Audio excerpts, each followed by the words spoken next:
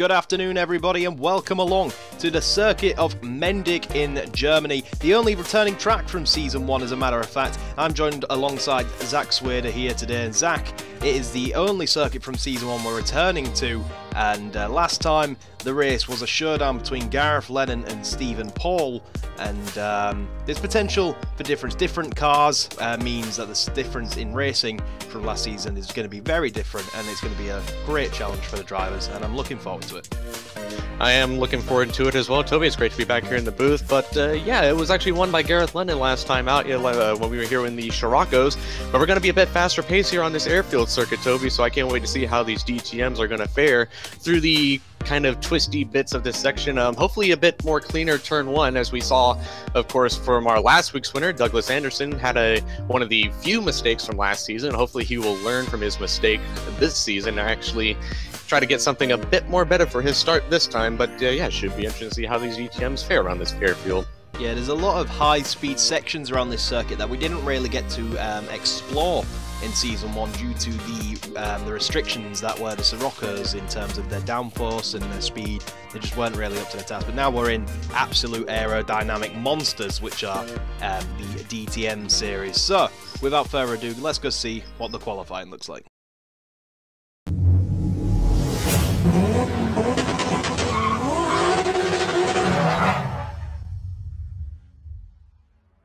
So for qualifying for round 4 at Mendig, it is Zach Swader for Autoback 765, which takes pole position, just narrowly edging out the Scotsman of Josh Martin, who finished second in Spielberg.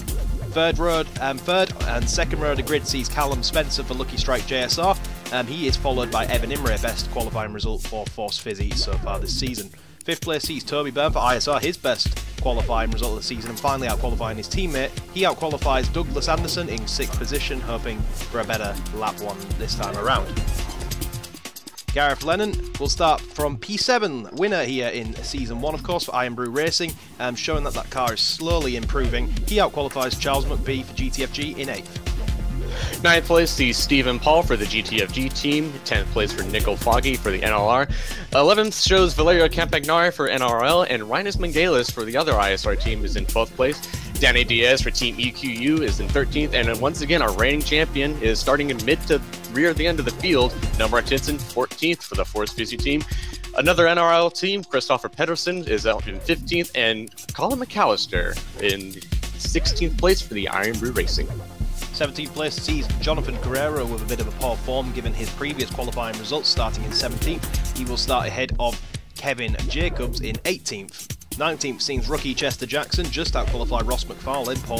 Poor qualifying from the ProRace UK driver. He's ahead of Joshua Wood, another poor qualifying on the grid, and followed by an even more qualifying. Starting dead last will be Craig Evans, championship leader, of course. So, with that being said, Zach, we got a lot of huge championship contenders starting at the very back of the grid, and a lot of guys who are only just starting to find their form starting at the front of the grid. Yeah, one of those being Zach Swader, of course. You know, he's kind of had a rough start to this season, and it's, you know, he's done this once before, starting on pole, and he actually won that race, and that was in the Scirocco's back in Canada. So I have to see if he can do that performance again. But yeah, very tough qualifying out for Craig McLeod Evans. He's got some work to do if he wants to maintain his points lead, as well as another one that could probably, I think, compound actually one of our decent points guys is, of course, Colin Spencer. We'll have to see if he can be able to get something going here and try to actually gain points on Craig. Of course, and then we'll go see how that happens as we go take a look at the race.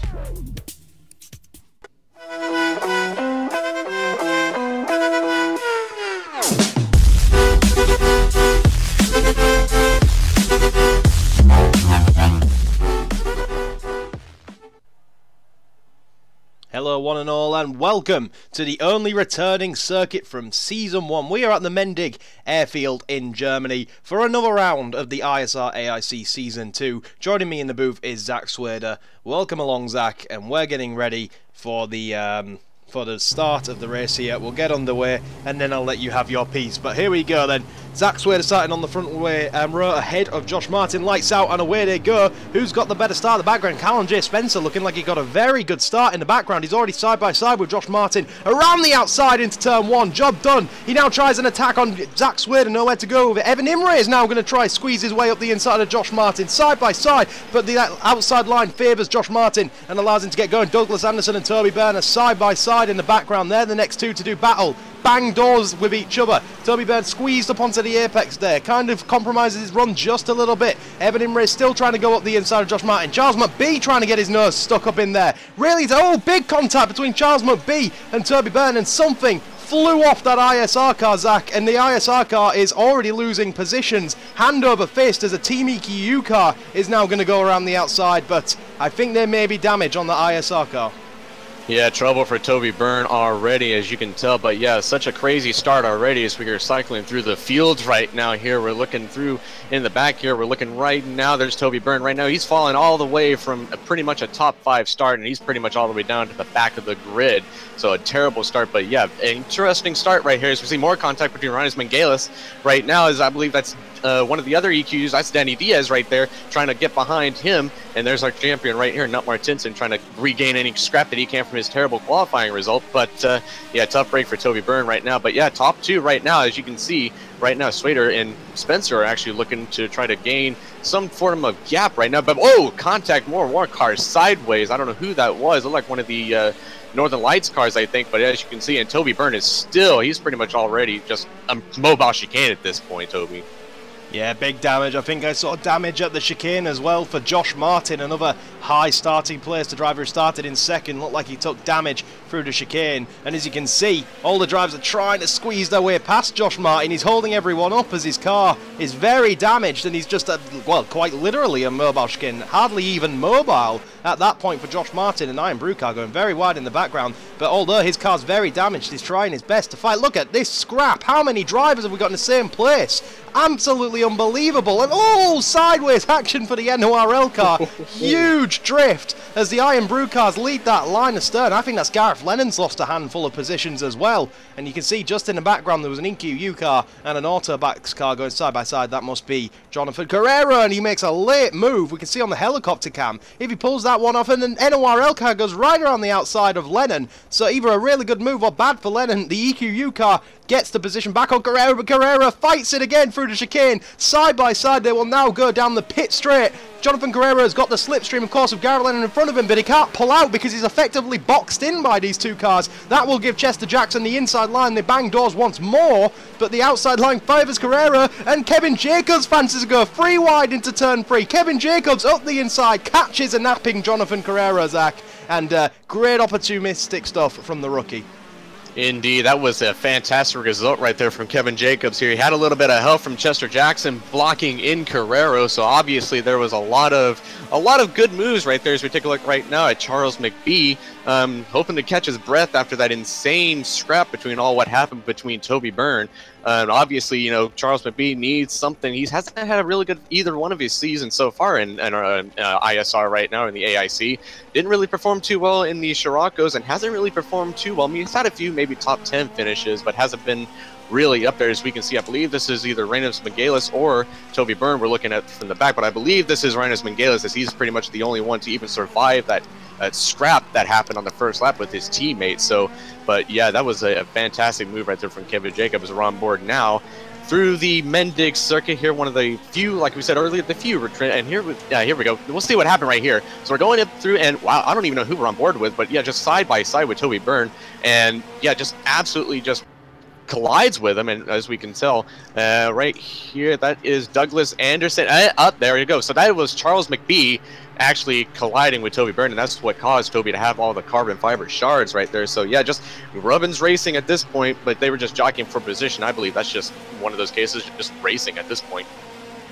Yep. Very rough stuff at the very start, and it's to be expected on a touring car style race on a small circuit like Mendig, but Toby Byrne's definitely come off a lot worse, dropping down from P5 to effectively last of the runners, and just look how many positions he lost, Zach, hand over fist after that contact. So it's something definitely wrong with the car. I think it was more than just a carbon fiber shard. Maybe there was some action with the steering as well, but look at this. We're looking at Gareth Lennon squeezed up onto that curb by the NLR car, and yeah, bang, hits the wall on the inside. So maybe that's where Gareth Lennon's picked up his damage as he's dropping back through the field. But we can return, and Evan Imre is trying to apply a little bit of pressure to Callum Spencer, who's not letting Zach Swader get away. Zach Swader's not built that much of a gap. The top three very close together, but I'm not sure about 4th place and below. I think they've dropped 4th place and below just a little bit, but it's Evan Imre trying to catch Callum Spencer, and it looks like the Mercedes are pretty suited up to the Mendig circuit, as they've got a pretty strong top 3, and that's Douglas Anderson, 4th place in the background. Great result for Douglas Anderson, bouncing back on his win in Spielberg, of course, last week. So Douglas doing a great job at the moment, and as we watch the top 4 do battle, another great starter, Rhinus Melgalis, has gone from about 12th place to 6th, I think. So great start from Rhinus Melgalis. So misfortunes for one ISR car, but great stuff for another, Zach. Indeed, that was actually one of the things that we were actually talking about here. We were discussing like how these cars are, but I believe the Mercedes is actually pretty much going to, like you said, well suited. It looks like it's going to have the better downforce and probably the better brakes at this point. I mean, it's kind of hard to judge. I mean, we first had this discussion in Curitiba where we saw the major, like with Chester Jackson in the EQU BMW had that massive slipstream effect, almost like he had DRS at that point, but you know, it's just a theory thought. But right now, it's looking like the Mercedes are actually pretty good on this track. But yeah, you talk about Douglas Anderson, a much improved result from his start last year. Of course, he was actually one of the first instances of a crash. He actually went off into the first corner, so I think that's a pretty good recovery already. He's already seeing a good race so far right through here. As we take a look now at again in Evan Imre, trying to chase down Colin Spencer, who Colin Spencer is probably still a bit upset at Zach Swader from last time out, as they had quite a few comings together last time out in Austria, and it ended up with Zach Swader getting that 15-second penalty. But he's obviously putting that behind him, and he's pretty much trying to build that gap behind in front of the Welshman here. As we take a look at one of the EQU cars, that's Danny Diaz in front of our reigning champion, Nut Martinson. Hoping to get something. You know, EQU has actually been kind of been up and down all season. Chester Jackson has been pretty quick this season, Toby, but you know, Danny Diaz being the #1 driver taking over for Swader, he hasn't really been doing too well this season, Toby. No, the EQU team doesn't seem like it's been as competitive as it was in the Siroccos as we're watching. Christopher Pettersson getting a bit of a run on Nut Martinson through that chicane. Will he be able to do anything about it into turn 1? I'm not sure he will. Just a little bit far back. The Audi has great brakes, but not great enough on that occasion. But yeah, for sure, that the Team EQU team has struggled to get up to speed. There's been a few teams that have really struggled. We're looking at one of them now, NORL. Were challenging for race wins last time out on the penultimate race. Valerio Campagnari battling for first place, of course, in Queensland. So they had a really good end to the season, but they've struggled to get going again, as has Force Vizzy, as has EQU. So a lot of teams really struggling to get underway with this new brand of cars, whereas other guys who had a really poor last season, like NLR, have had a really, really good start to this season and have really pulled it out of the bag. Of course, Pro Race UK, who is in this series now as well, they were formerly known as Isle of Base this time last season, and they've had another great start as well with Josh Martin, although today he's picked up some damage, and that has restricted any progress for Pro Race UK today, and Ross McFarlane for them as well had a really, really poor qualifying, so they're having a bit of a tough day as the office. We just saw them briefly. We can see them battling on the helicopter camera as the guys are kind of following a little bit now, but Toby Bird driving right at the back of the grid, trying his best to keep up with Jonathan Carrera and Kevin ahead, but the car certainly not looking that settled, and the car slides a little bit on the onboard camera there, so there's something definitely wrong, because it doesn't look like there's much rear grip available to him, Zach. But yeah, long and story short, there's been some teams that have got it really right and some teams that have really struggled to adapt. Yeah, and there actually has been some teams that's just been off and on, like we said. I mean, we've seen, you know, in a perfect example of the good weeks and bad weeks, of course, has been the Autobox team, as we see right now. Swader is the prime example. He's been kind of up and down. Well, mainly he's been down. He hasn't really had a decent season up until now, where he gets the pole and he's now leading. And of course, his compatriot Jonathan Carrero has already been up into the podium. Was already been called Mr. Consistency #2, you know, because he was up there within the first couple of races. He was up there fighting for points, actually fighting for podiums, and now he seems to be struggling, and now his teammate Swader seems to be actually picking up the pace right now. So yeah, there's a lot of guys are struggling or, you know, figuring things out, and it's just been one weird season for this one for the drivers, guys. But yeah, it's very, very something to see. But it's actually good for, you know, the motorsport aspect, because it actually shows, you know, gives everyone a chance, I guess, at the points lead. But, you know, we're still looking at Toby Byrne trying to recover from that. But yeah, there might be some either some downforce damage, or he might have some suspension damage. We're unclearly sure at the moment here. But so far, so, you know, he seems to be sticking with him, trying to give Jonathan all he can right now.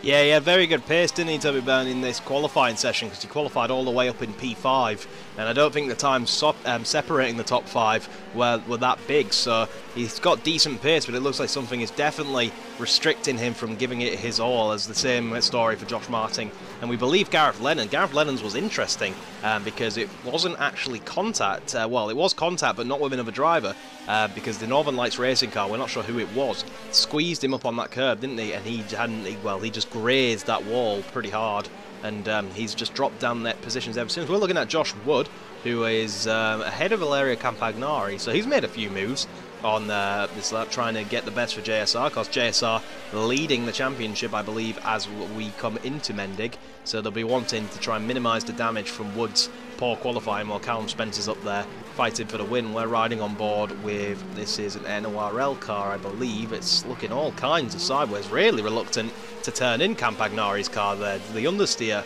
on that onboard camera was quite something. Is that going to allow, is this Gareth Lennon to have a go? Gareth Lennon, of course, started P7, won this time last season, and here he is, finding himself like battling for, well, no points, and he's really in a bad place, Gareth Lennon. He's not happy. He's made a poor decision, maybe, potentially. It's hard to say, but you can't deny that he's gone from a race-winning and championship-winning team to a team that's struggling so much to get any points.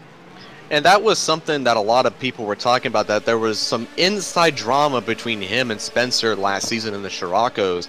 The report showed that he was shown over in the McAllister pits, actually chatting it up with Colin himself, and apparently that's what the rumors were, that's what the deal made. And it's like you said, which could be the terrible move, because he was up there fighting for wins. Of course, he won this race, like you said, last season in the Scirocco. So it's very unfortunate for him to go from such a top team as, you know, the guy that he was teammates with is in second place, trying to battle for this win and gain ground on our championship leader of Evans. And here he is about midfield fighting for no points at all. So yeah, very, very interesting things from Mr. Lennon. As we take a look now as they stand right here, Evans is actually 3 points ahead of Carrero, and of course, you know, Joshua Wood trying to make up points right here in third, and Nico Foggy is in fourth at 13 down. So yeah, definitely something that Spencer, I think, could actually make up quite a few grounds for point system as far as this race goes.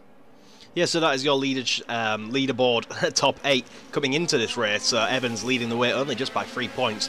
Of course, blue if they're a veteran to the series, of course, and yellow if they are a rookie. So to have a rookie up in second place is quite impressive for Autobacks. I'm sure they'll be happy to keep him. There's the rest of your top 8. Anderson has clawed his way all the way up into 5th after his win last time out. He's ahead of Melgalis. Melgalis, well, a dark horse, really. He's kind of stayed unnoticed. He's just a point ahead of Jackson, another rookie up in the top 8. So considering he's not had a great race, he's still up there. And Josh Martin, just 2 points behind them, who's having a nightmare in the office today. But Josh Martin was another one. We saw inside information that the Pro Race team had discussions with him about shortening his contract if he couldn't pull out the results, and he went on to take a podium for the first time since Poznan in Season 1. And he could have taken a podium here today, but I don't think that was through any fault of his own. I think just too many cars tried to go into that final chicane on the first lap at the same time, and he was the driver that's got squeezed out, and something flew off his car. And much to a similar situation to Byrne and Lennon, he's finding himself driving with a very damaged car, which you can see is pretty difficult. And I think he took quite a lot of sustained damage, because at one point he didn't look like he was... Oh, is that a car pulling off to the side, Zach? I think I just saw a car pulling off. We have a car stopped on the circuit. Who is it? The cameraman's trying to look. There it is. Rinus Melgalis. He's on the side of the road. No engine, no nothing.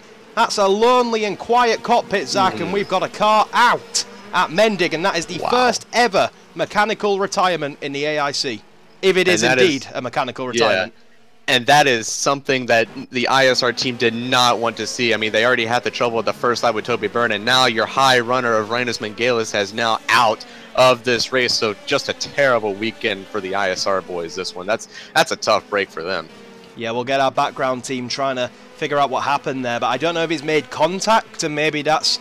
But there's definitely something that has forced that ISR car to stop running. I didn't hear an engine or anything, Zach, when he was pulled over, so he's either pulled it over himself and switched it off, or something's caused the engines to clear out, and it looks like the marshals have got that off the circuit safely without the need for... Well, they've got it done under a local yellow flag. They haven't called the safety car. Safety car is available, of course, in this series, but unfortunately... Well, fortunately for the drivers, but unfortunately for us, in the nicest possible way. We'd like a safety car to mix things up now and again, but unfortunately there's been no real need for the safety car so far in the series. You'd argue Donington, but whatever reason the stewards decided not to. But yeah, minus Mongalis. We'll get the team trying to look, Zach, for a replay of what happened there, but who was he battling with? He was up battling with a few guys, and I wonder, has there been contact, or his...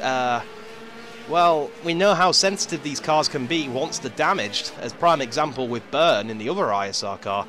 So, but something has caused a DNF, and that's quite something. To say we've gone, what's that, 7 races in Season 1, and we're up to now. So we've gone 10 races without ever a mechanical failure for anybody, which is really impressive. And, well, unfortunately now for Melganis, we've got our first one. Yep, and what a way to do it right now as a Mendig. So, you know, that's honestly something that, you know, hopefully we can actually figure out what has happened, or whether, like you said, it was contact or a mechanical failure, which, to be fair, it didn't really look like... I know it's kind of hard to see by, you know, when you know damage, unless it's actually huge contact, kind of like what happened with Kevin Jacobs back in Curitiba and what happened there. But it's hard to tell through this to look at where the damage is. I mean, you obviously see sometimes the carbon fiber shards come off, but it didn't look like that he had damage on his car whatsoever, from at least from the camera shot that we seen.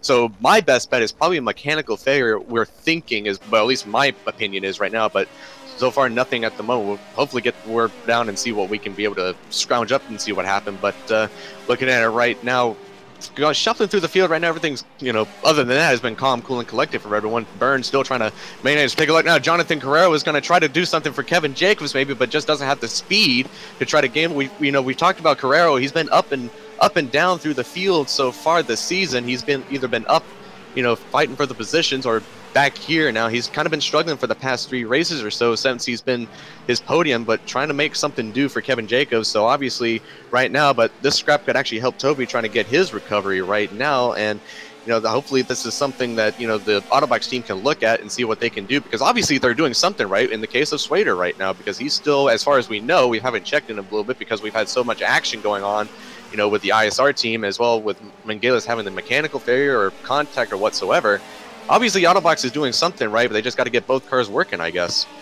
Yeah, well, of course it can come down to the situation as well about driver preference on the circuit they're at, obviously, and there can be opportunities where one driver in the team much prefers a circuit to another one. It could just be the case that Jonathan Carrera is not a big fan of the way his car handles around Mendig, and but obviously his teammate Zach Swader a big fan of Mendig, which is a shame that there's talks of Mendig taking a break for a while after this season, as it doesn't really suit the cars that the ISR are planning to implement into this series. But it's been a good circuit. It's may not given us constant action so far, but it's definitely given us a lot of action, and obviously it's done something in taking its first victim, whether that be through mechanical or something.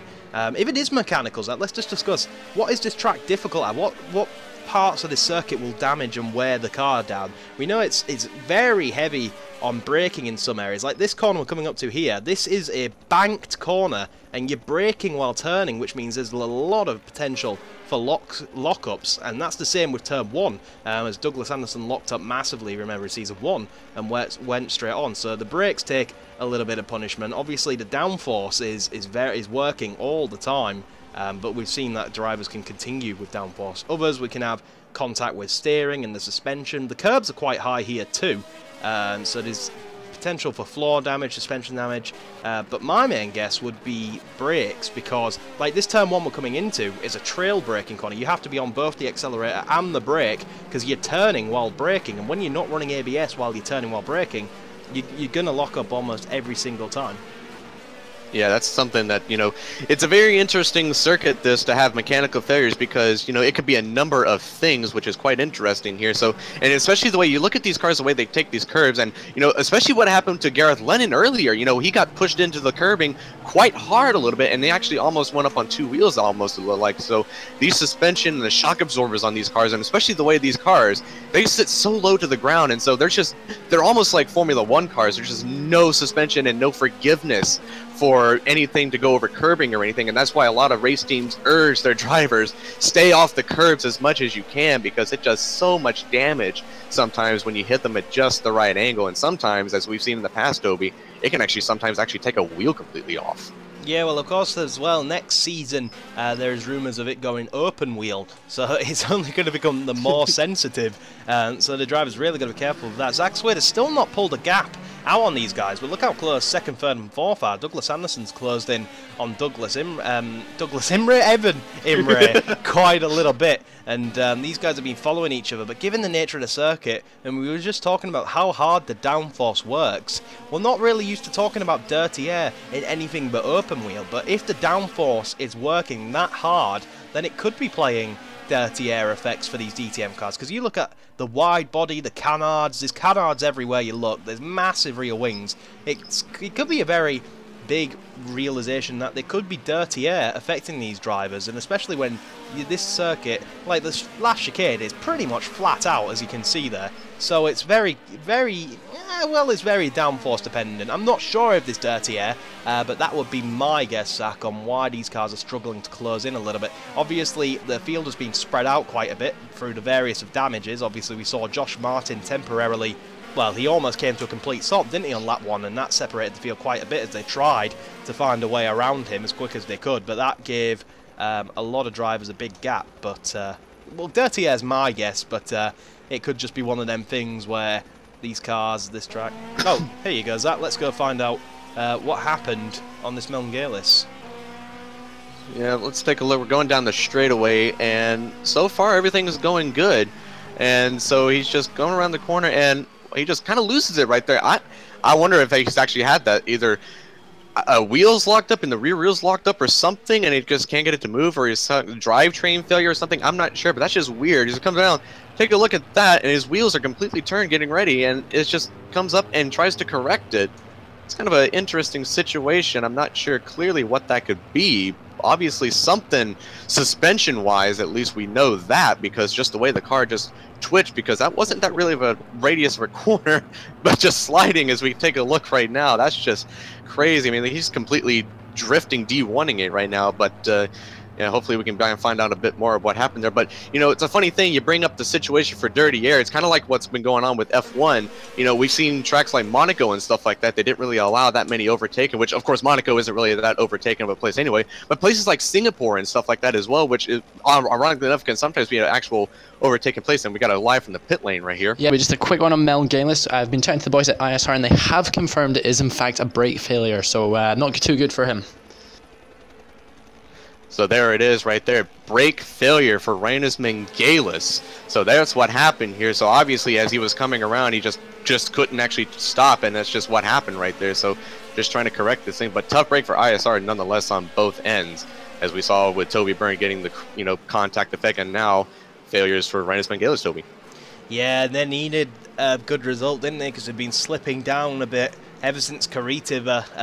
Rainis Mengalis got a good result. They've just been slipping down. Really hard luck for ISR, really struggling. This was an opportunity for good points for Byrne today. He could have done, well, who knows what he could have done from 5th. There's always an opportunity for something, isn't there? But unfortunately, that contact with McBee kind of ruined his day, and then through no fault of his own, Melngalis is out with a brake failure. So it was a brake issue like we suspected, and it just looked, maybe to me, that the brakes just locked around that corner, and I'm not sure if they completely failed, because halfway through that slide, I believe the engine shut off through the slide, so maybe Melngalis was doing everything he could in order to stop the car and not T-burn into the side of anyone, because of course he was going straight across the grass, but the engine did switch off, so maybe the brakes could have either completely locked and not released, or they could have just not worked in general, and he was forced to throw it into a slide to slow it down. Who knows? It could be a number of things, but that's a real shame for both Melngalis and ISR to lose a car through no fault of their own. We can see him in the pit lane there. Looks a bit lonely, don't you think, Zach? On the final lap we begin, but this is a man who'd love to continue going, I'm sure. Yep, it's a tough break. No matter what way you look at it right now, as we take a look at his teammates still working on Carrero, which I don't know if he's going to have enough time to try to get, but right now, the man right now for his recovery season so far is probably going to start now, as Swader takes the win so far as we know at Mendig. If he keeps right up, yep, there it is right there. So Swader getting that recovery right now this season so far, so hopefully he can do a Nut Martinsen that he did last season, because we obviously know how Nut Martinsen started off his season, and you look where he went to. But another big performer right now, Com Spencer in second, and I believe Evan Inray still finished third. So yeah, good job for Nut Martinsen's teammate right there. But yeah, great job none whatsoever for the Autobox team so far. Yeah, I think that's the first podium of the season for Force Fizzy as well, so they'll be happy that Zach Swader does take the win ahead of Spencer and Imre, like you mentioned. Douglas Anderson almost got a podium, but a great bounce back to form for him. Charles McBee takes 5th after the contact with Burton. Danny Diaz up in 6th in the end. Nut Martinsen came from 14th to finish 7th. Christopher Pettersson made a lot of positions too in that chaos. Craig Evans, Zach, came from last to finish 9th.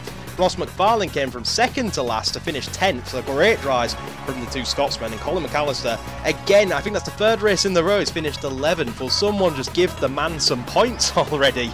As we can see the rest of the grid, Martin drops to 14th, Lennon 17th, and Byrne 21st. Ryan Melngate 22nd with their issues respectively. But that is your results, and here are the standings, right? So yeah, we take a look right now. Craig Evans manages to hold his lead so far, even though his comeback gives him right now. But Douglas Anderson, actually the second highest of our points finishers, is 5 points behind, but he's tied with Carrero for trying to get a hold of Evans right now. But as we can take a look right now, Joshua Wood loses a position to Douglas Anderson and Carrero down at 6th. And of course, with his podium and win, as you can see, Spencer and Swader actually gained quite a few positions himself right here. Nico Foggy loses out a little bit. The 3 position right here is in 7th. 8th is Mendig with his mechanical failure. We'll drop him down. Evan Imre with his 3rd place will actually bring him up as quite a few positions as well. But so far in the team standings, Lucky Strike is still maintaining.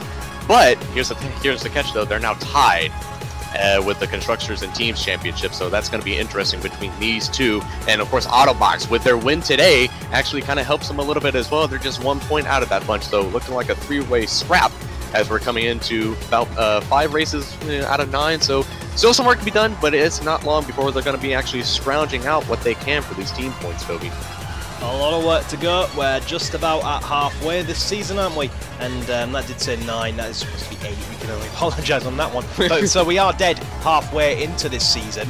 As our cameraman's looking at all these different tents, and I'm sure the ISR boys will be trying to get to the bottom of what happened to Mel Galis today. And but our cameraman's going to go visit the man that won it all, and it's Zach Swader who takes the result at the end of the day. As for driver of the day, I'm not sure who your vote will be, Zach. I'll ask you in a moment. But for me, coming from last to finish 9th, gets the award for Craig Evans for me.